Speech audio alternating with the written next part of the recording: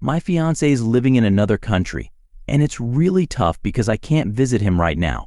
We're supposed to be planning our life together, but instead, we're apart and it feels really hard. I miss him so much and wish I could see him, but it's not possible at the moment. We met through mutual friends and my brother, who was in the military with my fiance, Dee. We had a blind date last year and met in person for the first time. We had texted a bit before that, but this was our first face-to-face meeting.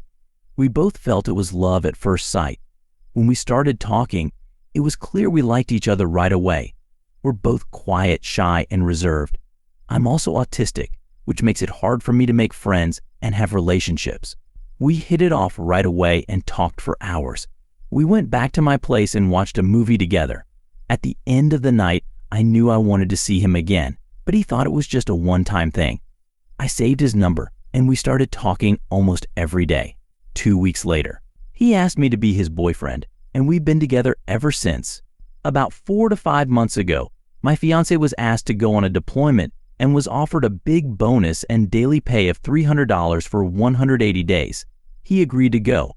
At work, he's been busy getting ready for the deployment. I don't know the details, just that it took months to prepare. He was supposed to leave around March 20th, 2024.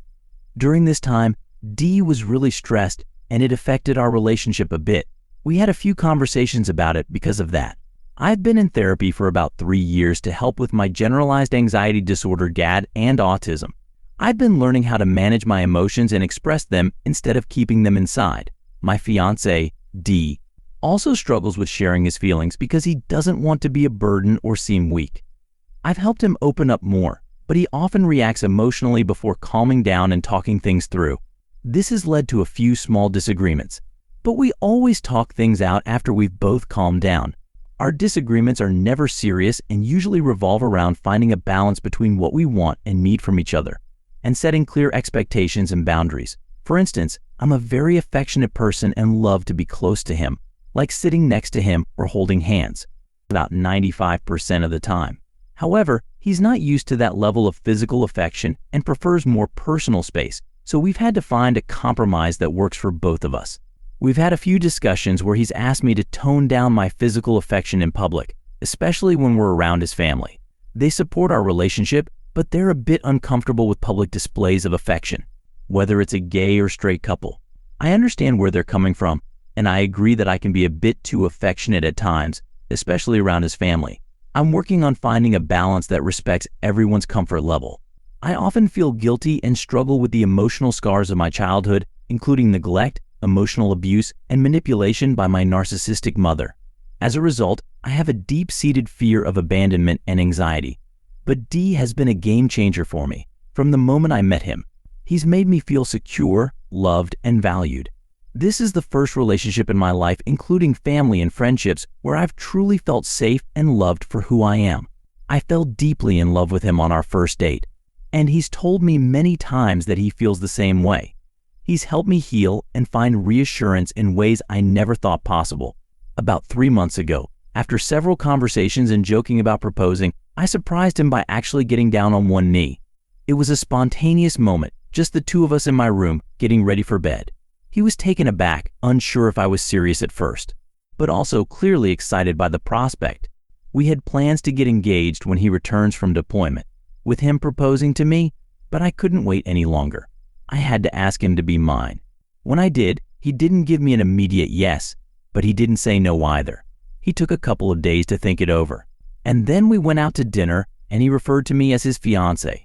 He asked if that was okay with me, and I was over the moon with excitement. I was officially his fiancé.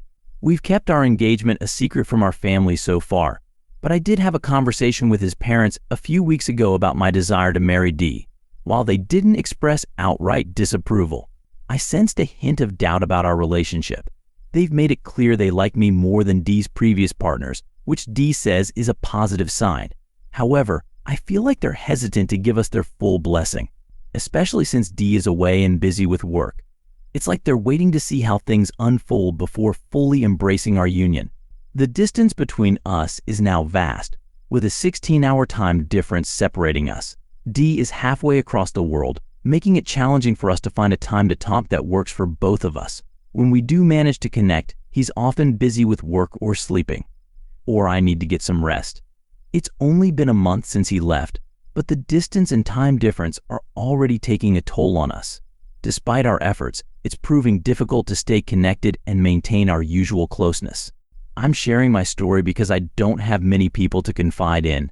I'm deeply missing my fiancé right now. We're committed to our relationship for the long haul and are excited to get married when he returns. Although we're young and still growing emotionally, we're dedicated to each other and have no doubts about our future together. There's no question of breaking up or divorce. I'm fully invested in our love and plan to spend my life with him. I just can't help but feel the ache of his absence and miss him dearly.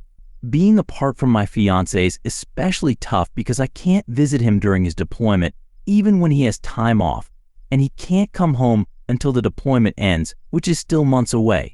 I don't even know the exact date of his return, just that it's sometime in late September 2024, a date that could change any time. As of now, I'm counting down the days until he comes back, with about 160 days left. We try to stay connected with regular phone calls every few days, but I'm really struggling without him. My lifelong insomnia has gotten worse, and I find myself lying awake until 1 a.m. every night. Having him by my side always helped me sleep better, but now his absence has wrecked my sleep schedule. As I navigate life without my fiancé, I'm focusing on my personal growth and education. I'm set to start at a community college next month, working towards my bachelor's degree.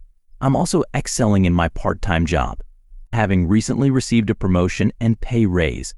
My bosses have been incredibly supportive of my educational aspirations, and I'm grateful for their encouragement.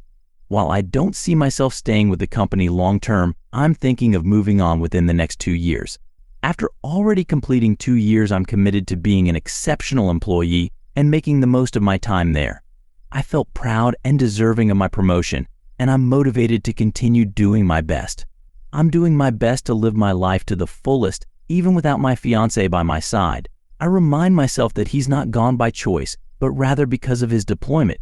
He's still committed to me, and I to him. Despite the distance between us, it's hard not to feel like I'm just going through the motions, waiting for the day he returns. The ache of his absence is palpable, and I miss him deeply.